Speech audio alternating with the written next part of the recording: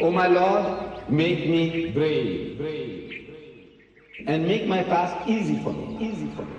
Have faith, step onto the cloud of Islam, and you will discover the light of Iman. Proclaim this message entrusted to you, and the cloud of Islam will carry you. Christianity was a term coined, invented by the enemies of the followers of Jesus. Teaching of Moses was Islam, not Judaism. No such thing as Judaism or Christianity. The Quran says Abraham was a Muslim, Moses was a Muslim, David, Solomon and Jesus were Muslims, Muhammad was a Muslim, and everyone who submits his will to the will of God is a Muslim. وَمَنْ يَبْتَغِي غَيْرَ الْإِسْلَامِ دِينًا فَلَنْ يُقْبَلَ مِنْهُ وَهُوَ فِي الْآخِرَةِ مِنَ الْخَاسِرِينَ. That if anyone chooses a religion other than the religion of Islam, he has lost. In the hereafter, he has no place. He has no place.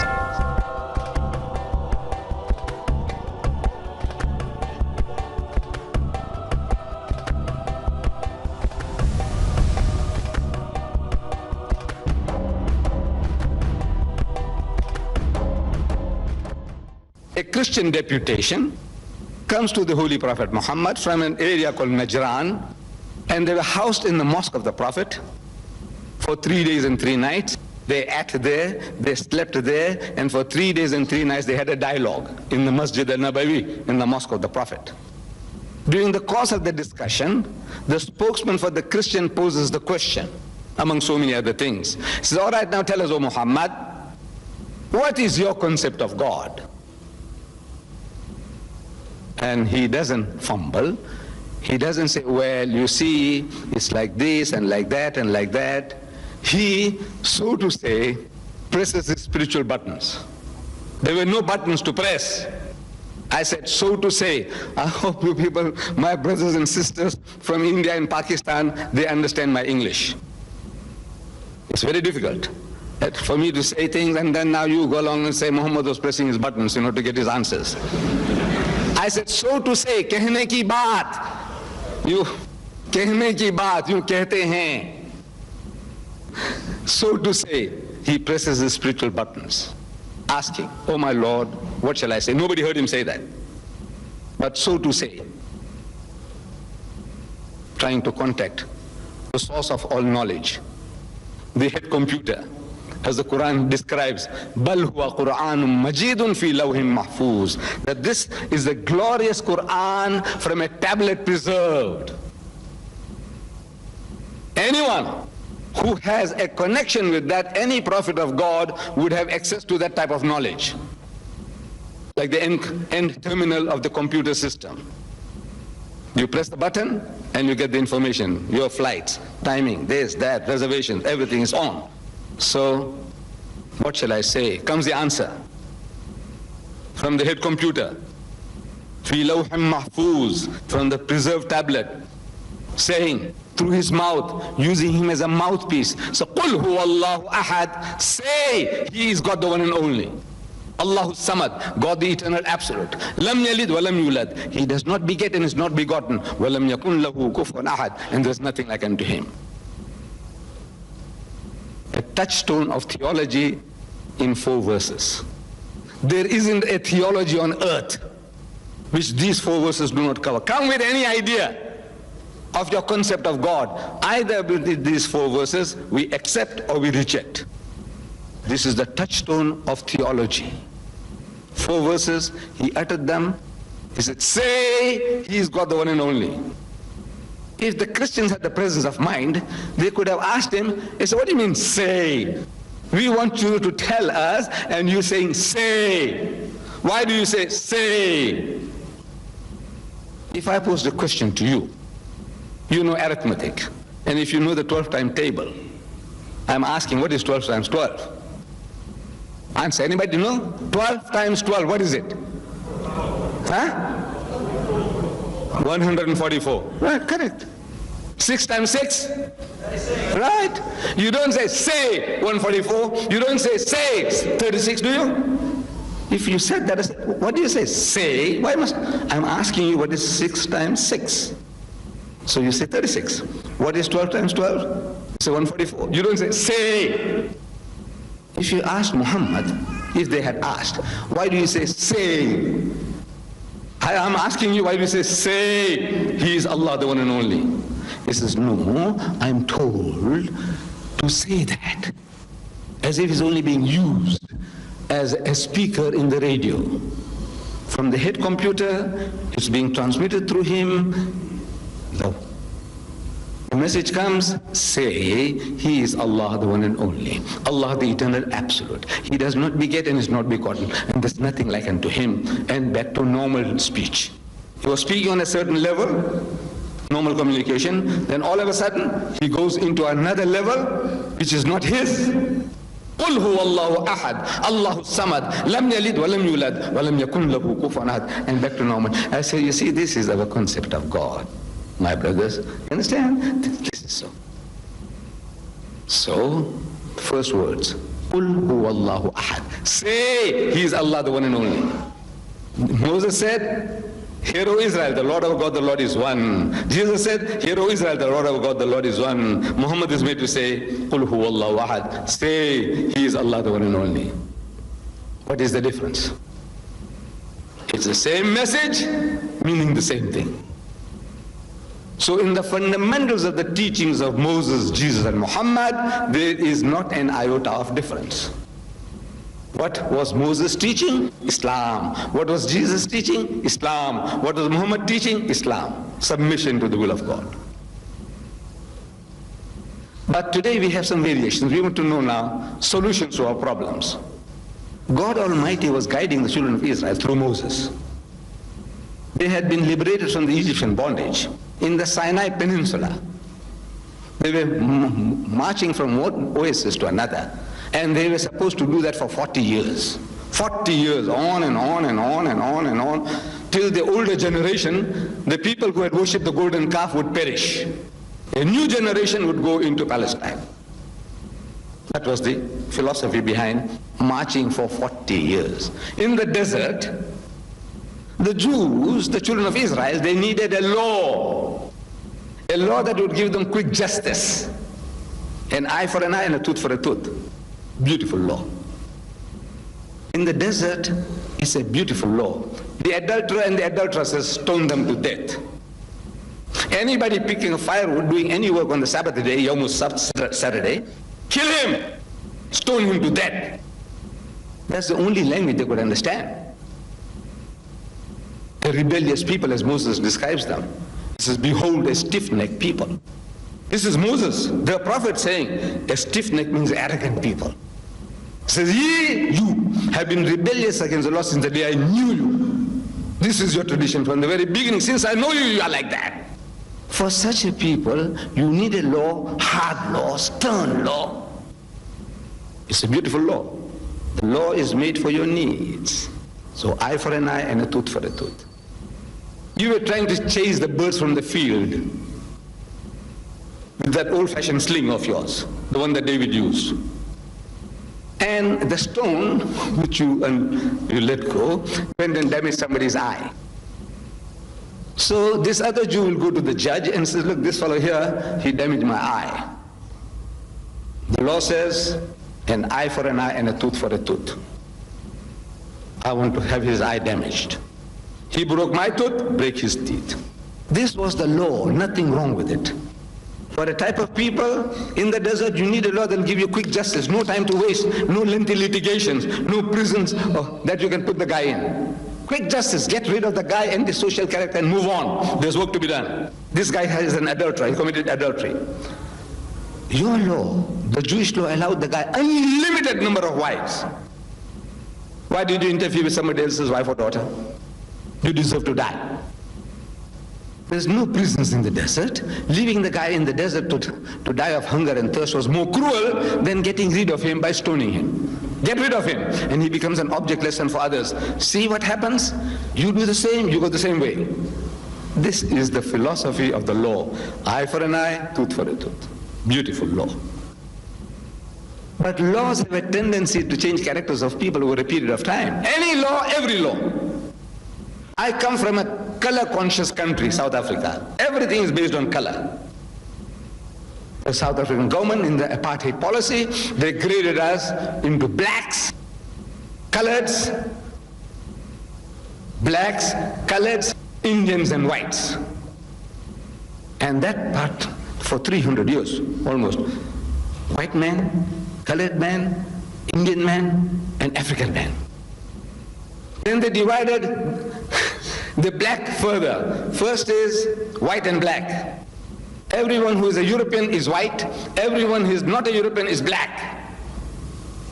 No matter how white you look. Where do you come from? You come from Lebanon? If you are a Muslim, you are black. If you come from Lebanon, you are a Christian, you are white. If you come from Syria, no matter how white you look, whiter than many English people, some Syrians look, you know. You come from Syria, you are a Christian, you are white. If you are a Muslim, you are black. You come from Cyprus, you are a Greek, you are white, no matter how dark you are. The Turk with blonde hair and blue eyes, he's black. Well, look, this is the last laugh you're going to have, because that system is now officially abolished in the country. But I'm just giving you history now. This is up to yesterday. This was so.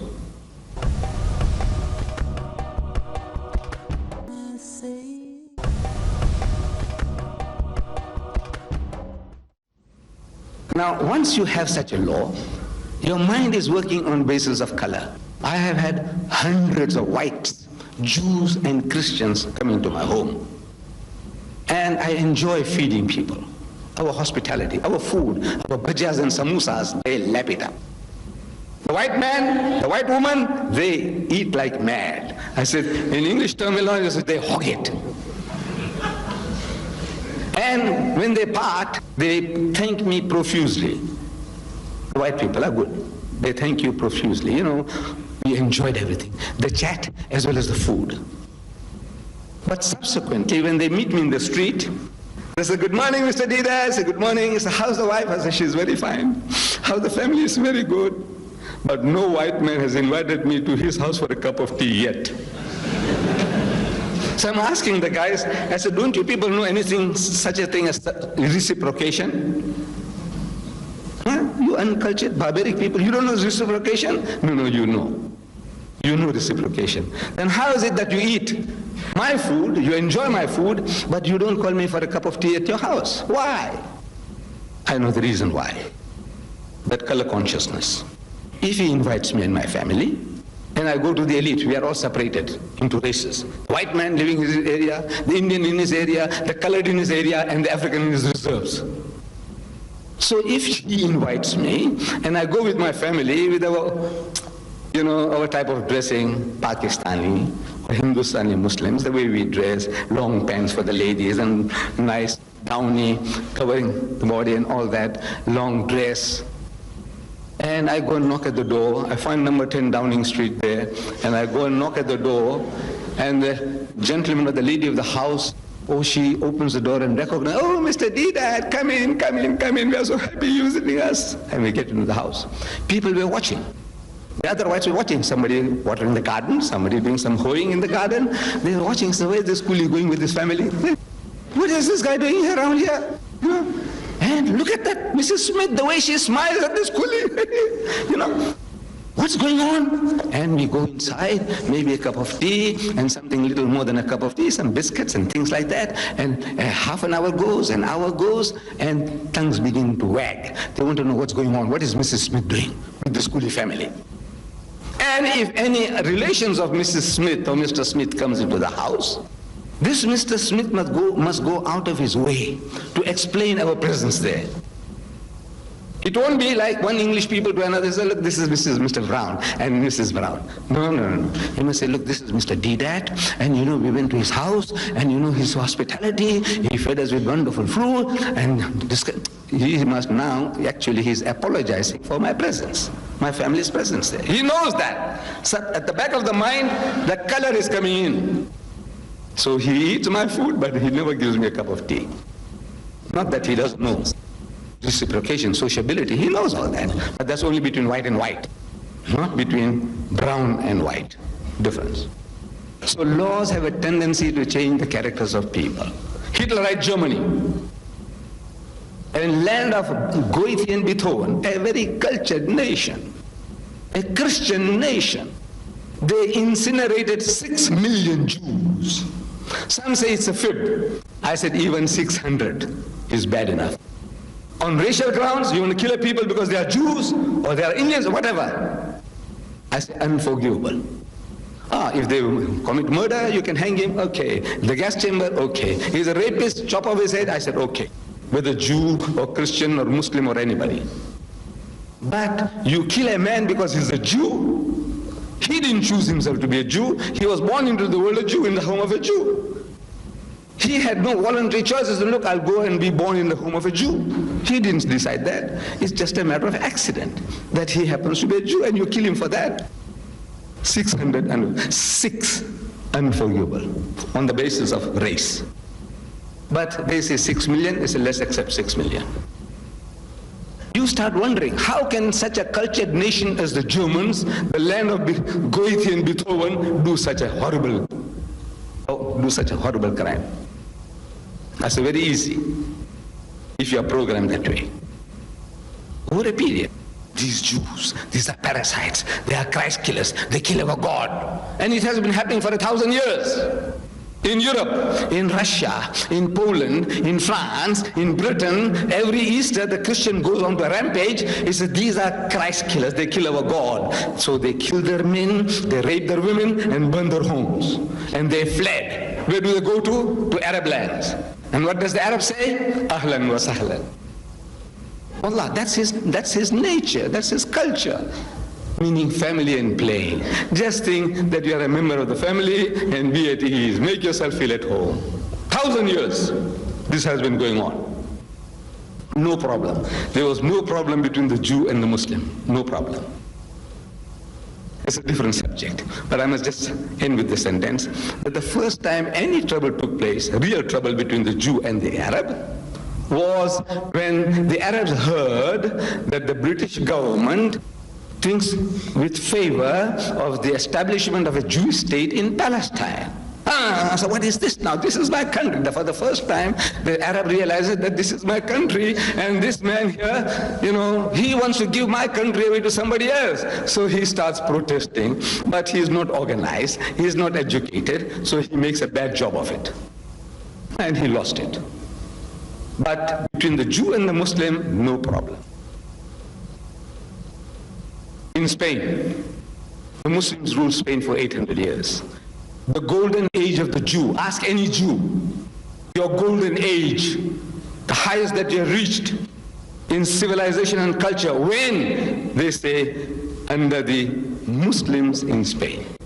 The golden age of the Muslim was the golden age of the Jew. When we were kicked out, they were kicked out. When the Muslims were kicked out of Spain, the Inquisition, the Jews were kicked out. And they came to Britain, they went to France and other places. But our suffering was their suffering. Our honor and dignity was their honor and dignity. That is how we live. Religiously, there was no problem. No Jew ever killed a Muslim saying, kill him because he's a Muslim. No Muslim ever killed a Jew because he's a Jew. Individually, things could have happened. Brothers do kill brothers. Cain killed Abel. It happens all the time. But as a race, riots against the Jews, persecution of the Jews, never. Problem starts with 1918, the Balfour Declaration. However, we want a solution today. I'm saying in all humility that the only system, deen, the way of life, that can bring these three warring factions, though we are not at war with the sword and gun with the Christians, but there is a battle on, battle royal, for the hearts and souls of mankind. The Christians are making tremendous efforts to convert the Muslim world. There are at the present moment 35,000 crusaders raising the dust in Africa. There are 6,000 crusaders in Indonesia. So far, they have converted 15 million Indonesians into Christianity. And by the turn of the century, in Indonesia, a Christian nation. They have converted more Pakistanis into Christianity since independence than in the previous 100 years of British rule. They have converted more Bangladeshis into Christianity since independence, since 1947, than in the previous 100 years of British rule. They are going all out. Colonialism is gone. Politically, they can't rule the people anymore. But now, in the guise of religion, they're making a comeback. The war is on. Intellectual battle is on. But what have you to offer? Solution to the problems of mankind. Jesus Christ, in the Gospel of St. John, he says, I have yet many things to say unto you, but ye cannot bear them now. I have solution to the problems of mankind till doomsday, till the end of the world. I can give you those guidance, how to solve your problems, any problem, every problem. But you are incapable of receiving that. Ye cannot bear them now. Howbeit, when he, the Spirit of truth, is come, he will guide you into all truth. For he shall not speak from himself, but what things soever shall he hear, that shall he speak, and he shall declare unto you the things that are to come. He shall glorify me. He's telling you honestly, I can give you solutions, but you are like little children. You can't grasp, you don't understand what I'm telling you. Whatever I'm telling you, everything you misunderstand. Everything. That's a tall statement. But the history of that statement is writ large in the Holy Bible. Again and again we read Jesus reprimanding his disciples. He's saying, ye of little faith. You got no faith, no iman. Be-iman, ye of little faith. Ye of little faith, how many times? How many times? Again and again. And he explains to them as if he's explaining to little children. And they can't seem to grasp the message. So he says, I even yet, without understanding, even yet. And when he's provoked further, he says, O faithless and perverse generation. That's his disciples, not the generality of Jews. He called them other names. You generation of vipers, you whited sepulchres, you hypocrites, you wicked and adulterous generation, you know the law. But he's now telling his disciples, so, O faithless and perverse generation, how long shall I be with you? How long shall I be with you? So he says, howbeit, when he, the Spirit of truth, is come, he will guide you into all truth. For he shall not... Now, if I quote this, you see, if you ask any Christian missionary, who is the Spirit of truth? He says, the Holy Ghost. He will tell you it's the Holy Ghost. Ask him. You got the Holy Ghost? He said, yes. Your church? He said, yes.